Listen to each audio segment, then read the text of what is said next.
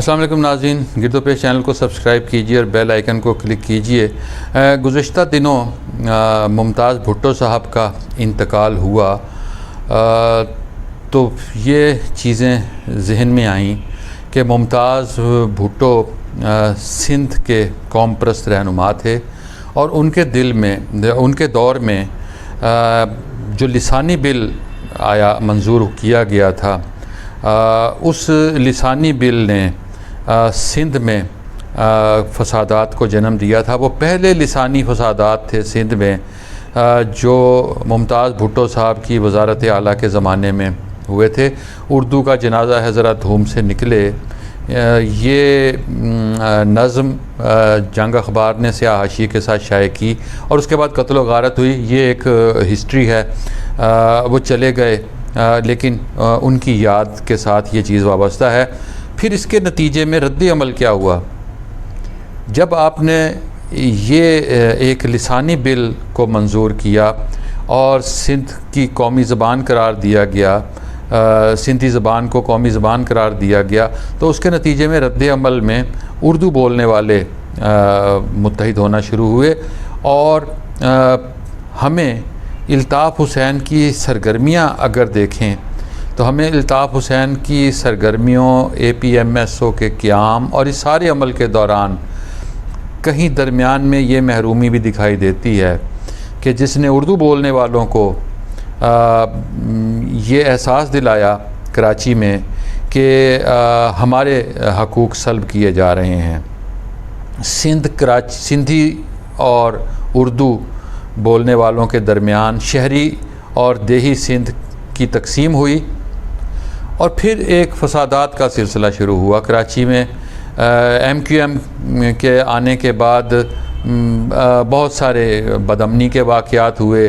उसमें कोई एजेंसियों का खेल था, कोई इल्ताफ़ हुसैन साहब की अपना कोई रवैया था या कोई दहशत गर्दी के मामलात थे। ये हम इस बहस में भी नहीं पढ़ते, लेकिन कराची में फिर बदअमनी शुरू हुई और सिंध में और कराची में दोनों जगह पर फिर ऑपरेशन शुरू किए गए। एक ऑपरेशन डाकुओं के ख़िलाफ़ शुरू हुआ जो सिंध में शुरू हुआ, उसे सिंध ऑपरेशन का नाम दिया गया। फिर कराची में भी उसी ज़माने में ऑपरेशन शुरू होता है, वो सिंध ऑपरेशन बाद में कराची ऑपरेशन कहलाया। और फिर यही वो ऑपरेशंस थे, ये 92 के वाक़यात, अब मैं 90, 91, 92 के ज़माने के बाद वाक़यात आपको बता रहा हूँ। 90 के ज़माने में जब बेनज़ीर भुट्टो बसर इक़्तिदार थीं, उस ज़माने में MQM के साथ उनके मामलात चलते रहे। उस दौरान फसादात भी हुए, बहुत कुछ हुआ। लेकिन फिर नवाज़ शरीफ का ज़माना आता है 92 का और उस 1992 में यही ऑपरेशन जो थे ये शुरू हुए और फिर MQM के दफातर बंद किए गए। सिंध में डाकुओं के ख़िलाफ़ और शहरों में MQM के ख़िलाफ़ ऑपरेशन शुरू हुए और उसके नतीजे में फिर कुछ लोग मारे गए, कुछ लोग रूपोश हो गए, कुछ अंडरग्राउंड चले गए और कुछ बैरून मुल्क चले गए। और उन बैरून मुल्क जाने वालों में अल्ताफ़ हुसैन भी शामिल थे जो इसी ऑपरेशन के लगभग पाकिस्तान से चले गए और उन्होंने वो आज तक वापस नहीं आए। अब इस ऑपरेशन के दौरान एक प्रेस कॉन्फ्रेंस होती है जो 17 जुलाई 1992 को मेजर जनरल सलीम मलिक ने यह प्रेस कॉन्फ्रेंस की। ये जनरल ऑफिसर कमांडिंग थे, कराची के GOC थे।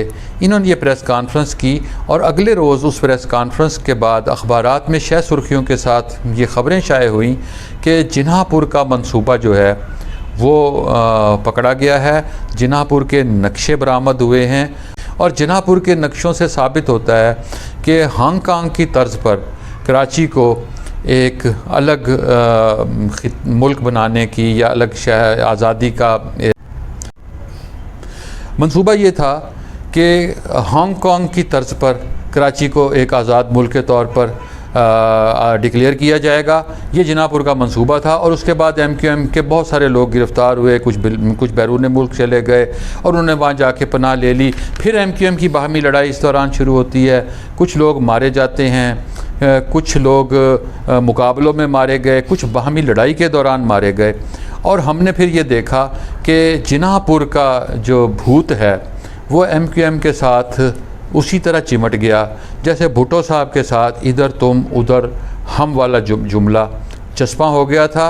जैसे भुट्टो साहब सारी उम्र इधर तुम उधर हम वाला, उधर हम इधर हम उधर तुम वाले जुमले से निजात हासिल नहीं कर सके थे, इसी तरह MQM अब तक जिनापुर से जान नहीं छुड़ा सकी। लेकिन फिर ये सवाल पैदा हुआ कि क्या वो नक्शे बरामद हुए थे, क्या वो वाकई कोई मंसूबा था, या इसे मंसूबा डिक्लेयर कर दिया गया था, या इसे कोई इल्ज़ाम आयद कर दिया गया था MQM को कॉर्नर करने के लिए, MQM को दीवार के साथ लगाने के लिए। बाद में फिर हम वक्त गुज़रता जाता है और फिर ब्रिगेडियर इम्तियाज़ आपने नाम सुना होगा, जो IB के सरबराह थे और वो इम्तियाज़ बिल्ला के नाम से हम उन्हें याद करते हैं। वो बहुत से जमहूरियत के ख़िलाफ़ ऑपरेशंस में, मिडनाइट जैकल्स टाइप चीज़ों में वो ख़ासे मुतहरक रहे। उन्होंने उसके बाद एक इंटरव्यू दिया था ARY को और उस इंटरव्यू में 23 अगस्त को ये इंटरव्यू आता है और ये इंटरव्यू उन्होंने फिर दिया 2009 के लगभग ये इंटरव्यू दिया। ये एक बड़ा वक्त गुज़र चुका है और उसके बाद इस इंटरव्यू में उन्होंने ये इंकशाफ किया कि जिनापुर का मंसूबा कोई मंसूबा नहीं था, ये सिर्फ़ एक इल्ज़ाम था। फिर कुछ और लोगों ने भी, और जिन्होंने इल्ज़ामात आयद किए थे उन्होंने भी, और कुछ और उस ज़माने के जो पुलिस ऑफिसर्स थे उन्होंने भी, उन सब ने ये कहा कि ये मंसूबे की कोई हैसियत नहीं थी, ऐसे कोई नक्शे बरामद हुए थे या नहीं हुए थे हम तस्दीक नहीं कर सकते। किसी ने कुछ कहा, किसी ने कुछ कहा, किसी ने कहा प्रेस कॉन्फ्रेंस को किसी और अंदाज में पेश कर दिया गया।